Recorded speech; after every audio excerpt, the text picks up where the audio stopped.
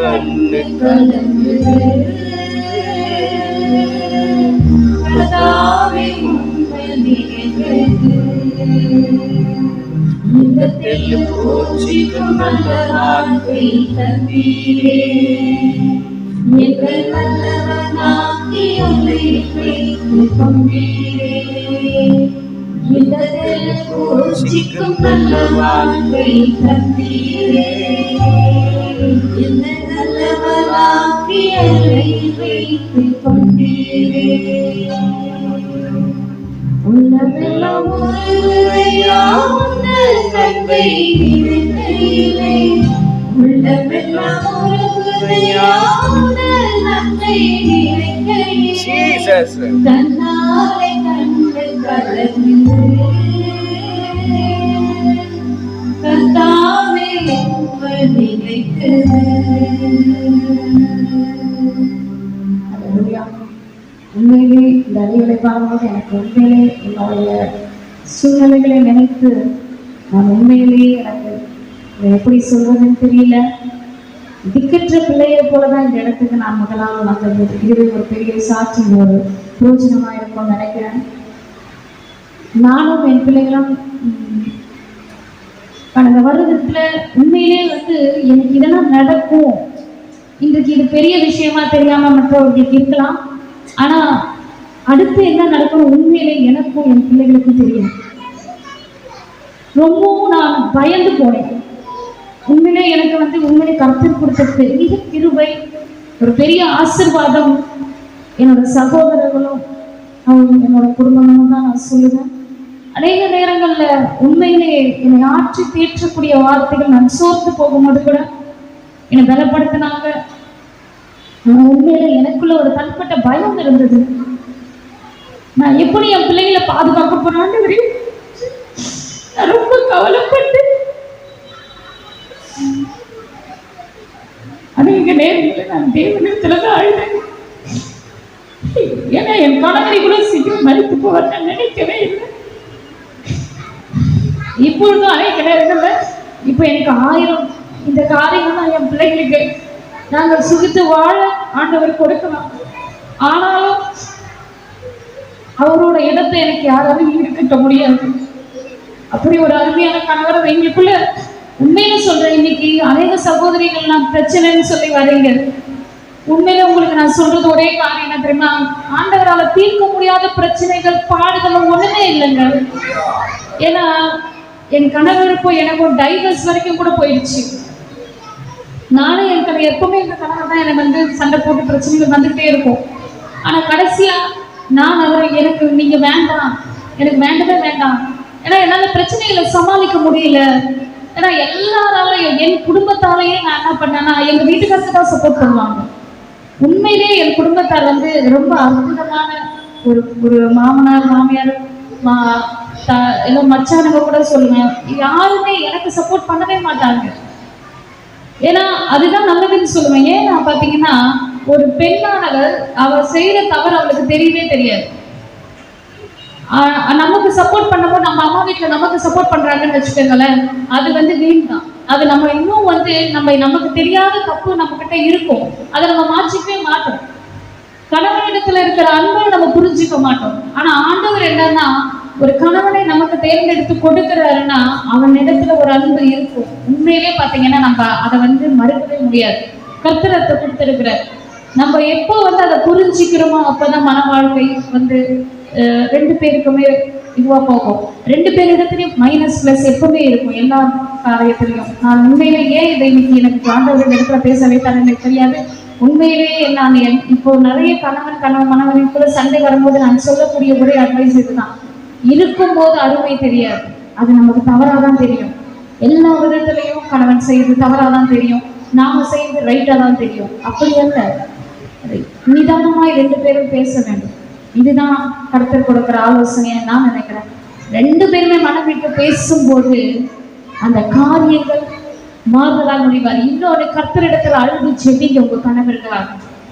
ராத்திரி பகல் பார்க்காம உங்க கணவன் சரியில்லையா, அழுது புலம்புங்க. ஆண்டவரே, நீர் கொடுத்த கணவன் இன்றைக்கு நான் என் பெற்றோர் எனக்கு தேர்ந்தெடுத்து கொடுத்தது, நாங்கள் ஏற்றுக்கொண்டோம். இந்த வாழ்க்கையில இவ்வளவு பிரச்சனைகள் இருக்குது, நீங்க எனக்கு முடிவு சொல்லுங்கப்பா. மூணாவது இடத்துலயோ இல்ல வேற ஒரு இடத்துலயோ நீங்க ஆலோசனை கேட்கறது தவறானதுதான். அது நிமித்தம் அவங்களால சரியான ஆலோசனை கொடுக்க முடியாது. ஏன்னா நீங்க என்ன எங்களிடத்துல பேசும்போதோ இல்ல நீங்க இன்னொரு இடத்துல நீங்க பேசுறது தான் நியாயமாய் இருக்கும் அந்த இடத்துல. ஏன்னா நம்மளுடைய நியாயத்தை தான் நம்ம பேசுவோம். ஆனா அவருக்குன்னு ஒரு மறுபக்கம் உண்டு. அதை பற்றி நாம் சிந்திக்க வேண்டும். கர்த்தருடைய வேதம் எப்படின்னா, எல்லாருமே ஆண் என்றும் பெண் என்றும் கிடையாது, 2 பேருக்குமே கொடுக்கப்பட்டதுதான் இந்த வார்த்தை. சரிங்களா? அப்ப முடிவுகள் இருக்கும்போது கணவனோட கூட பிரச்சனைகள் இருந்தால் தயவு செய்து அமர்ந்து பேசுவோம். பேசி என்ன காரியங்களை அவர்களோடு என்ன சரி பண்ண வேண்டும், நீங்க உங்க மனசுல என்ன நினைக்கிறீங்கன்னு சொல்லுங்க. ஒரு தருணத்துல உண்மையில, ஏன்னா இதை என் வாழ்நாள்ல நான் இதை அபியாசப்படுத்தினேன். அதை அபியாசப்படுத்தி நான் என் கணவரோடு மனம் விட்டு பேசின பிறகு எங்களுக்குள்ள பிரச்சனை வரல. அதிகமான நேரங்கள் 2 பேரும் சின்ன சின்ன சண்டைகள் வந்தாலும் உடனே அது அடுத்த நிமிஷமே மாறிவிடும். அதிகமான நேரங்கள் ஆண்டவருடைய வார்த்தையை சம்பாஷிக்கிற மாதிரி கர்த்தர் மாற்றி போட்டார். 2 பேரும் அதிகமான நேரங்கள் வேத வசனத்தை படி ஆலோசனை பண்ணி கொண்டு இருக்கிற காரியங்கள் உண்டு. அதிக நேரமாய் அப்படி அந்த சூழ்நிலையை மாற்றிட்டார். கடைசியா உண்மையிலே நான் அவர் மறித்த பிறகுதான் அவரோட டைரி ஒன்று வசனங்கள் எழுதுவார், டைரி. அந்த டைரியை எடுத்து பார்த்தப்பதான் நான் அவரிடத்துல பேசினது அவர் இருதயத்தை எந்த அளவுக்கு பாதிக்கப்பட்டு இருக்கிறதுன்றதை நான் உணர்ந்தேன். அவர் எழுதியிருந்தாரு, ஒரு கணவன் மனைவிக்கு ஒற்றுமையாய் வாழ ஒரே வழி, உன் மனைவியானவர் தாய் தகப்பனுடைய அன்பை கணவனிடத்துல பெற்றுக்கொண்டா அவ சண்டை போட மாட்டான். 2 பேருக்குள்ள ஒரு சமாதானம் இருக்கும், அந்த வாழ்க்கை நிம்மதியா இருக்கும். உண்மையிலே இந்த வார்த்தையை நான் அவரிடத்துல பேசியிருந்தேன். ஆனா அதை அவருடைய இருதயத்துல அதை ஏற்கப்பட்ட எடுத்து அது கர்த்தருடைய கிருபை. நான் அதிக நேரம் இதுக்கப்புறம் எனக்கு உண்மையிலே எங்க அம்மா கூட என்ன சொல்லுவாங்கன்னா, நான் இந்த மாதிரி பிரச்சனைகளை குறித்து பேசும்போது நீ ஜெபம் பண்ணுவான்னு சொல்லுவாங்க. நீ ஜெபம் பண்ண, அவரை குறித்து ஜெபம் பண்ண. என் சகோதரர்கள் கேட்டாலும் அவர் விவரம் அதை தான் சொல்லுவான். தம்பியும் நீ ஜெபி, உன் ஜெபக்குறிவு தான் இதுக்கு காரணமாவாங்க. நான் உண்மையிலே நான் ஜெபித்தேன். நான் என்ன ஜெபித்தேன்? ஆண்டவரே, என் கணவனோட இருதயம் உம்முடைய இருதயத்தை போல மாற்றும், உம்முடைய இருதயமாய் மாற்றும். ஏன்னா ஆண்டவருடைய இருதயம் மாத்திரம்தான் அன்பானது. எப்படி அன்பு எப்படிப்பட்டது? சகலையும் தாங்கும், சகலத்தையும் நம்பும், சகலத்தையும் மன்னிக்கும். ஒரு கணவன் மனைவிக்குள்ள இந்த அன்பின் கற்பனைகள், இந்த அன்பின் வார்த்தைகள் நமக்கு அவங்களுக்குள்ள வர ஆரம்பிச்சுட்டா எல்லா காரியத்திலையும் சமாதானமாக தான் இருக்கும். வாழ்க்கை நிம்மதியும் நல்லவும் போகும். இது என்னுடைய வாழ்க்கையின் அனுபவம். கர்த்தர் இந்த நேரத்துல உண்மையில எனக்கு இந்த காரியம் இன்னைக்கு நான் வரும்போது சொன்னாரு, என்னோட மூத்தாரு எல்லாரும் எவ்வளவோ இது பண்ணாங்கம்மா, நடக்கல. ஆனா இன்றைக்கு நீயும் நானும் தான் அந்த இடத்துல வந்து நின்று இந்த காரியத்தை வாய்ப்பு செய்வோம். ஏன்னா எத்தனையோ தலைமுறைகள் கடந்து போச்சு.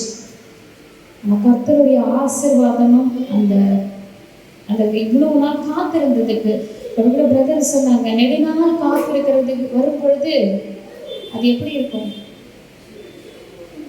அதுதான் ரொம்ப நமக்கு இப்போ நெடுநாள் காத்திருக்கிற ஒரு விஷயம். நல்ல ஒரு இப்போ அம்மாவுக்கு கூட நல்ல ஒரு வீட்டை ஆயத்தப்படுத்தி அந்த இடத்துல சொந்த வீட்டையே கொடுத்துட்டாருன்னா அதுதான் ஏன்னா காத்திருக்கிறோம் நம்ம அந்த காரியத்துக்காக தான் இல்லையா? அது போல சூழ்நிலைகள் மாறிவிடும்.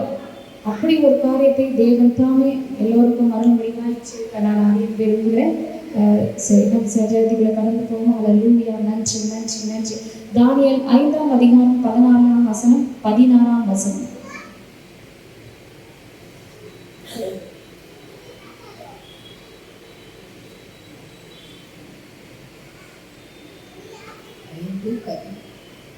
அஞ்சாம் அதிகாரம் 14-16. உனக்குள்ளே தேவர்களின் ஆவி உண்டென்றும் வெளிச்சமும் புத்தியும் விசேஷத்த ஞானமும் உன்னிடத்தில் காணப்பட்டதென்றும் உன்னை குறித்து கேள்விப்பட்டேன். பொருளை வெளிப்படுத்தவும் கருப்பனானவைகளை தெரிவிக்கவும் உன்னாலே கூடும் என்று உன்னை குறித்து கேள்விப்பட்டேன்.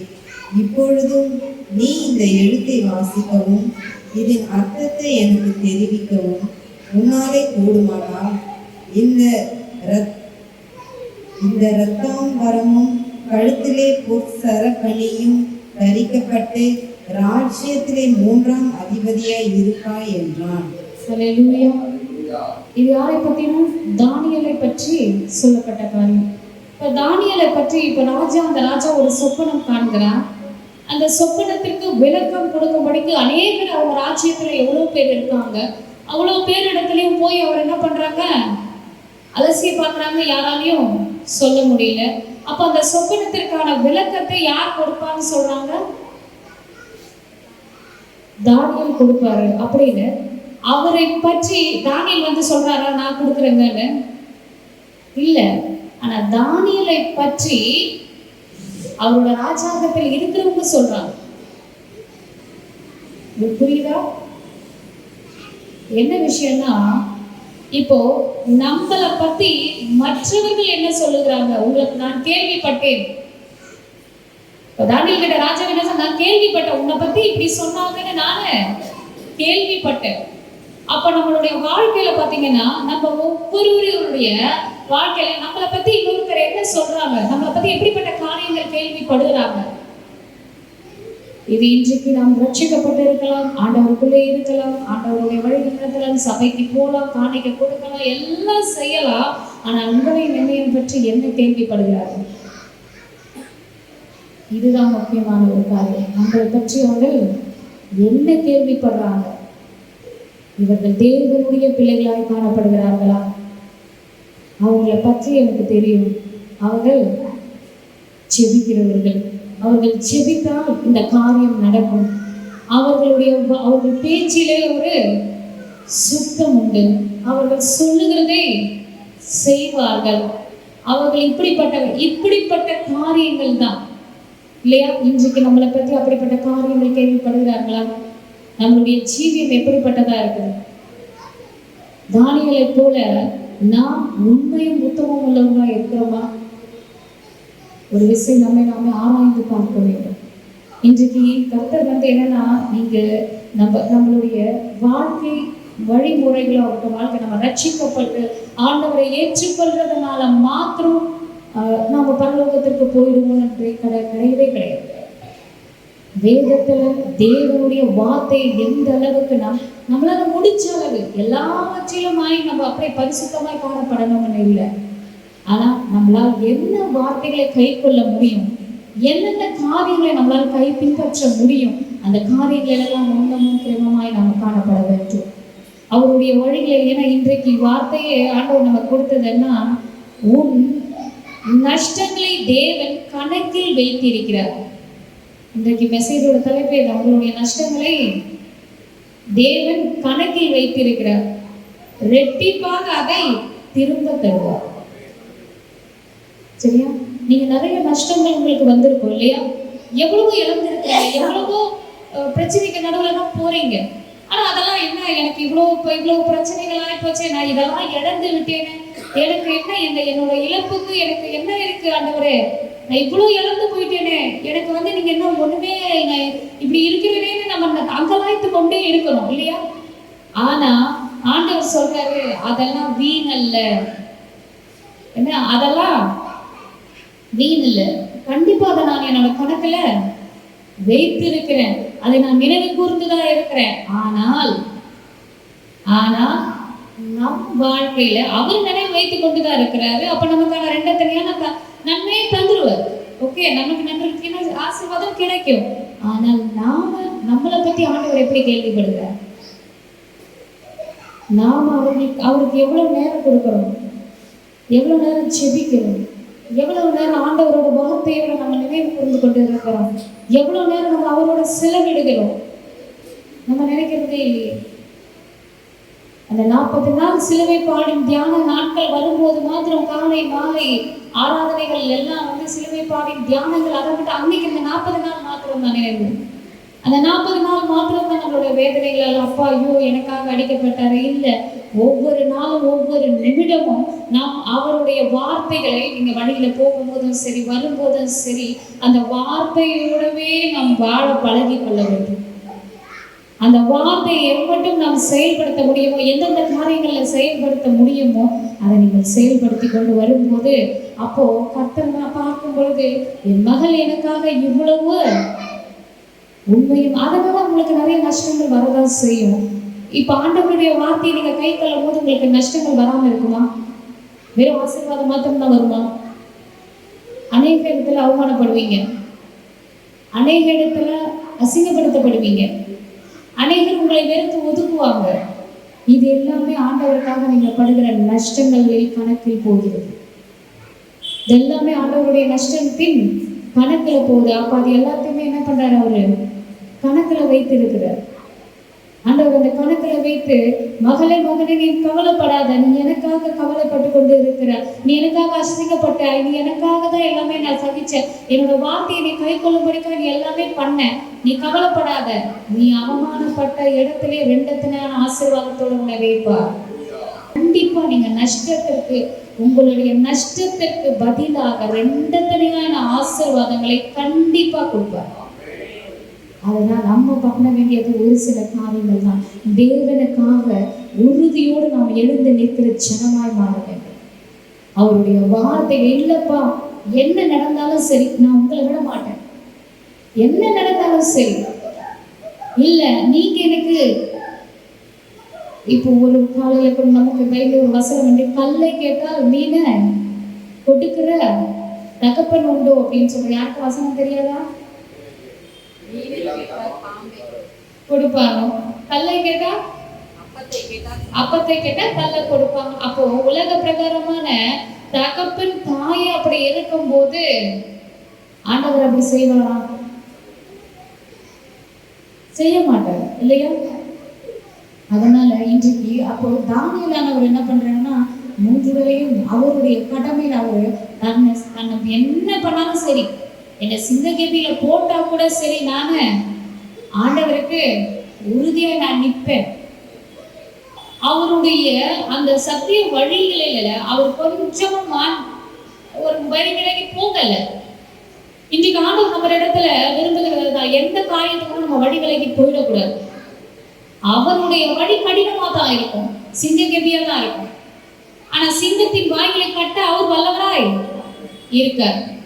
நெருப்பிலே போட்டாலும் வேகாத படிக்கு அவர்களுடைய முடிகள் கூட அந்த ஸ்மெல் வரல. அப்ப அதுல கூட போட்டா கூட அதுல இருந்து தப்பு வைக்க அவர் வல்லவராய் இருக்கிறார். விசுவாசம் நமக்கு இருக்கா? விசுவாசம் இருக்கிறவங்க அல்லேலூயா சொல்லுங்க. Price the Lord. ஏன்னா அது போல நம்ம எத்தனை காரியங்கள் பத்தி, அதுக்கப்புறம் இந்த அப்போஸ்தலர்கள் எத்தனை பேர், பவுலும் சீலாவும் சிறைச்சாலையில கட்டப்பட்டு இருந்தார்கள். அப்ப கூட அவங்க வந்து தாங்கள் கட்டப்பட்டு இப்ப அடுத்து என்ன நடக்க போகுதுன்னு அவங்களுக்கு தெரியாது இல்லையா? அவங்களுக்கு என்ன, ஒருவரை ராஜா வந்து கொன்று போட்டுடுங்கன்னு சொல்லலாம் இல்லையா? மரணத்துக்கு இதுவா அவங்களை நடத்தி இருக்கலாமா? வாய்ப்புகள் உண்டு இல்லை. ஆனா அவங்க அதை பத்தி எல்லாம் யோசிச்சுட்டு கவலைப்பட்டு இருந்தாங்களா? கிடையாது. அவங்க துதித்து பாடிக்கொண்டு இருந்தாங்க. என்ன பண்ணிட்டு இருந்தாங்க? துதித்து பாடிக்கொண்டு இருந்தாங்க. தேவனை மகிமைப்படுத்தி கொண்டு இருந்தாங்க. ஆண்டவரை நினைத்து கொண்டு இருந்தாங்க. சதா காலம் ஆண்டவரை நினைச்சிட்டே இருந்தாங்க. அப்ப என்ன ஆகுது? அந்த அந்த அந்த இதுவுக்கு என்னது, அந்த இதுவெல்லாம் உடைஞ்சு தகர்ந்து போகுது இல்லையா? ஒரு சேவைகளோ சிப்பாய்களோ யாரும் தடுத்தாங்களா அவங்கள? இல்ல. அப்போ அந்த அளவுக்கு நம்ம என்ன நினைக்கிறோம்னா, இன்றைக்கு நம்ம முன்னாடி இருக்கிற எரிகோ கோட்டையை தான் பார்க்கணும். நம்ம முன்னாடி உண்மையை ஒன்று சொல்லணும்னா, ஒரு காரியம் பார்த்தீங்கன்னா, நஞ்சா பாருங்க, தாவீது கோலியாத்தை அடித்தார் இல்லையா? எப்படி அடித்தாரு? கவுண்ட்ல அடிச்சாரு. எப்படி முன்பக்கம் அடித்தாரா பின்பக்கம் அடித்தாரா? முன்பக்கம் அடித்தார். ஆனா கோலியாத்து விழுந்தது எப்படி? முன்னாடி விழுந்தாங்க. அது எப்படி முன்னாடி விழ முடியும்? எப்படி முன்னாடி விழ முடியும்?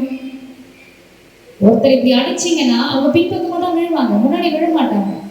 அப்போ சும்மா கல்லை விட்டு எரிஞ்சிருந்தா அவரு, அடித்தது தேவன். அப்போ என்ன சொல்றாருன்னா, நீ செயல்படு, நீ முன்னாடி இருந்து அடி, நான் பார்த்துக்கிறேன். இதுதான் கர்த்தர் சொல்லுகிறது. நீங்க முன்னாடி இருந்து அடிங்க, உங்க வசனத்தினால பிசாசு அடிங்க. ஆல்ரெடி நான் நசுக்கப்பட்ட தலையை நசுக்கி போட்டாச்சு. இருந்தாலும் அந்த வாளு தான் ஆடிக்கிட்டு இருக்கு. அதை நீங்க என்ன பண்ணுங்க, நீங்க முன்னாடி இருந்து அடிங்க, நான் பார்த்து கொள்கிறேன்.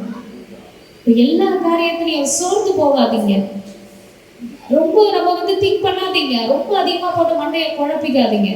அதனால என்ன ஆகும்னா வியாதி தான் வரும், வேற நல்லது நடக்காது. வியாதியாகும், நீங்கள் சோர்ந்து போவீர்கள், உங்களுடைய வாய்ஸ் நாட்கள் குறையும், அவ்வளவுதான். ஆனா அதுலயே நீங்க கவலைப்படாம நான் கர்த்தர் சமூகத்துல வைத்து விட்டு நான் நிம்மதியா இருப்பேன். ஏன்னா உன்னுடைய பாரங்கள்லாம் அவரு எடுத்துக்கிட்டார். நீ ஒன்றுக்கும் கவலைப்படாது இல்லையா? நம்மளுடைய பாரங்கள்லாம் அவர்கிட்ட கொடுக்க சொல்லியாச்சு இல்லையா? அவரு நீங்க சுமந்து ஏற்றிக்கிட்டு நீங்க சுமந்துட்டு இருக்கீங்க, நீங்க சுமக்காதீங்க, நான் சுமந்துக்கிட்டேன், நான் சுமந்து கொண்டு உன் கூட வந்துட்டு இருக்கேன். நீ டோன்ட் வரி அபவுட் எனிதிங். எதை பத்தியும் கவலைப்படாத. நீ அப்படியே எனக்கு சோத்திர மாட்டேன்னு சொல்லி என்னை ஆராதித்து என்னை மகிமைப்படுத்திக் கொண்டே இருந்தா கர்த்தர் அன்றைக்கு கோலியாத்தை அடித்து வீழ்த்தினது போல உங்களுக்கு முன்பாக நிற்கும் எரிய கோட்டையாகட்டும், கோலியாத் போன்ற பிரச்சனைகள் ஆகட்டும், உங்க முன்னாடி உங்க கால்களில் விழும்படிக்கு கர்த்தர் செய்வார். ஹல்லேலூயா, ஹல்லேலூயா. நல்லா புரிஞ்சுக்குங்க. எப்பொழுதுமே செவிங்க.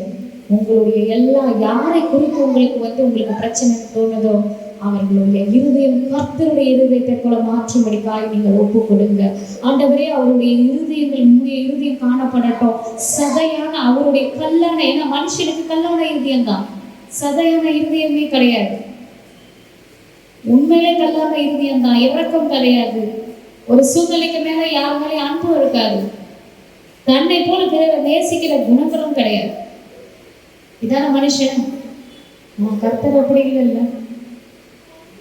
அவரை காட்டிலும் நம்மளை அதிகமாய் நேசிக்கிறவர். அதே போல உங்களை அதிகமாய் நேசிக்கிறவனும் அவர் தான். நாம அவரை போல இறுதியும் அவர்களுக்கு கிடைக்கணும்னு ஜெபம் பண்ணணும். கண்டிப்பா கர்த்தர் செய்வார். அந்த அன்பை தேவன் வெளிப்படுத்துவார். இது அனுபவத்துல தான் அவருக்கு சொன்னேன். உங்கள் கணவர்கள் ரட்சிக்கப்படாமல் இருந்தால் கூட அவர்களுக்காக முழங்கால் படிட்டு தேவனை அவர்களோடு நீர் இடைபடுன்னு பேசி நீங்க செபித்துக்கிட்டே இருங்க. நீங்க உங்க கணவன் ரட்சிப்புக்குள்ள வராததற்கான காரணம் நீங்க தான், நம்ம தான். என் கணவன் எனக்கு ரட்சிக்கப்படலைன்னா அதுக்கு என்னோட ஜெப குறைவு தான். நான் அனுபவிச்சு நல்ல ஒரு சாப்பாடு, இப்போ நீங்க சமைக்கிறீங்க, நல்ல பிரியாணி செஞ்சிடுறீங்க, நீங்க மட்டும் சாப்பிட்டு கவனப்படுத்துருவீங்களா? மனைவிங்கெல்லாம் இல்ல. கொஞ்சம் டேஸ்ட் பார்த்த உடனே எப்போ கணவர் வருவார் அவருக்கு கொடுப்போம். அவர் நல்லா இருக்குன்னு சொல்றதுதான் பெரிய சந்தோஷம் இல்லையா? ஏன்னா அது போல நம்ம யோசிக்கிறோம் இல்லையா? அப்ப நீங்கள் ருசித்த ஆண்டவராக இயேசு கிறிஸ்துவை அவரும் ருசிக்க நீங்க ஏன் பிரயாசப்படக்கூடாது? உங்களுடைய பிரயாசம் தான் முக்கியம். நீங்க அதிகமாய் ஜெபிக்கணும். ஜெபிங்க.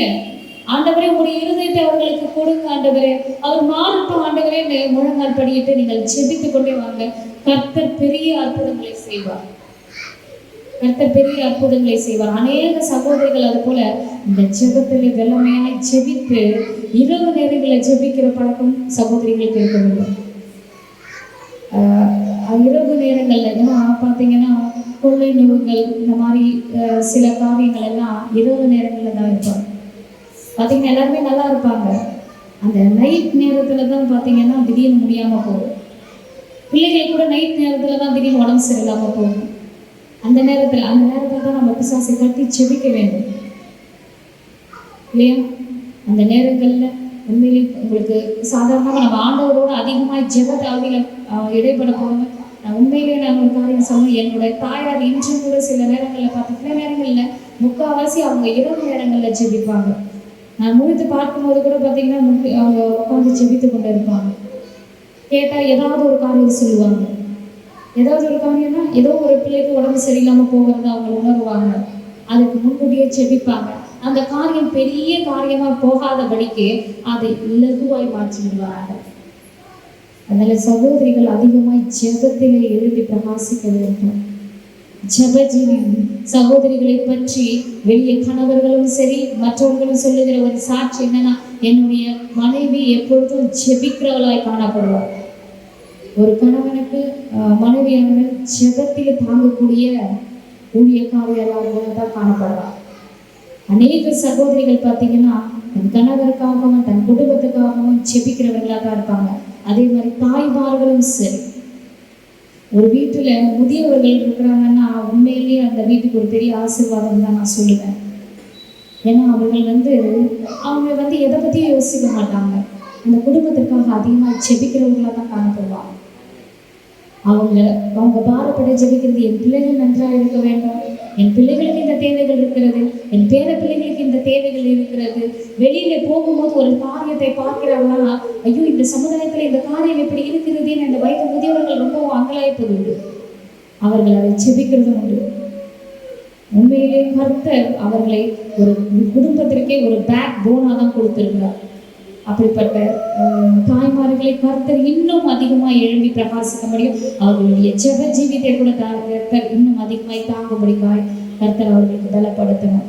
இப்போ நம்ம காணப்படாது, நம்மளோட ஆண்டவர் இடைப்பட்டது போல தானியலை போல நம்மளை பற்றி கேள்விப்படுகிற ஒவ்வொருவரும் இவர்கள் ஜெபிக்கிறவர்கள், இவர்கள் கர்த்தருக்காக நிற்கிறவர்கள், இவர் கர்த்தருடைய பிள்ளைகள் என்று நம்மளே அவர்கள் அறிக்கையிட வேண்டும். நாம் யாரும் எப்படி காணப்பட வேண்டும்? இவர்கள் ஆண்டவருடைய பிள்ளைகள். ஒருத்தருடைய சாட்சிகளோ எழுவதோ நினைக்கிறேன். இதுக்கு முன்னெல்லாம் கிறிஸ்தவர்களை பார்த்து அவருடைய ஒரு வேற இந்து சகோதரர் தான் அவங்க சொல்றாங்க, இதுக்கு முன்பு கிறிஸ்துவர்கள்னா பார்க்க ஒரு மரியாதை, பயம் அவர்கள் மேல் ஒரு ஏன்னா அவங்கெல்லாம் செபிக்கிறவங்க. எப்படி? அவங்கெல்லாம் செபிக்கிறவங்க, வார்த்தையில் உண்மை உள்ளவர்கள்னு.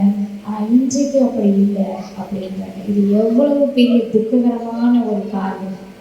நம்மளை பற்றி எப்படி கேள்விப்பட்டுறாங்க? இப்போ இப்படிப்பட்ட வார்த்தைகள் இனியும் யாரும் பேசாதபடிக்கு ஆண்டவர் தானியேலை பற்றி எப்படி கேள்விப்படுகிற அந்த ராஜா கேள்விப்பட்டது போல, நீ இவ்வளவு ஒரு ஜெபிக்கிறவன், உன்னால இதற்கு விளக்கம் கொடுக்க முடியும், ஆண்டவர் உனக்கு இதை வெளிப்படுத்துவார், இவ்வளோ காரியங்கள் சொல்றாரு இல்லையா? அது போல நம்மளுடைய ஜீவியத்தையும் பார்த்து மற்றவர்கள் இவர்கள்கிட்ட நம்ம போகக்கூடாது. ஏன்னா இவர்களோட ஆண்டவர் இருக்கிறார், கர்த்தர் இவர்களோடு இருக்கிறாருன்னு அவர்களுக்கு காணப்படணும். அப்படி ஒரு ஜீவியத்தை கர்த்தர் தாமே நம்ம ஜீவிக்க கர்த்தர் உங்களை யாவரையும் ஆசீர்வதிப்பார். ஹல்லேலூயா, praise the Lord, praise the Lord, ஹல்லேலூயா. நன்றி தகப்பனே, கொடுத்த இந்த வார்த்தைக்காக நன்றி. கர்த்தர் ஒரு விசை கூட அப்பா எங்களை பற்றி கேள்விப்படுகிற ஒவ்வொரு வார்த்தையும் ஆண்டவரே உமக்கு உகந்ததாக, உண்மை மேன்மை பாராட்டுகிற வார்த்தையாக மாத்திரம் காணப்படும்படிக்கா எங்கள் வாழ்க்கையினுடைய கரத்துல ஒப்பு கொடுக்கிறார் ராஜா. நீரே அப்படி வழி நடத்தி ஆசீர்வதிக்கும்படிக்காக ஜெபிக்கிறோம். வந்த ஒருவர்கள் நீர் ஆசீர்வதிக்கும்படிக்காக ஒப்பு கொடுக்கிறோம். மீட்பர் இயேசு கிறிஸ்துவின் நல்ல பிதாவே, ஆமென்.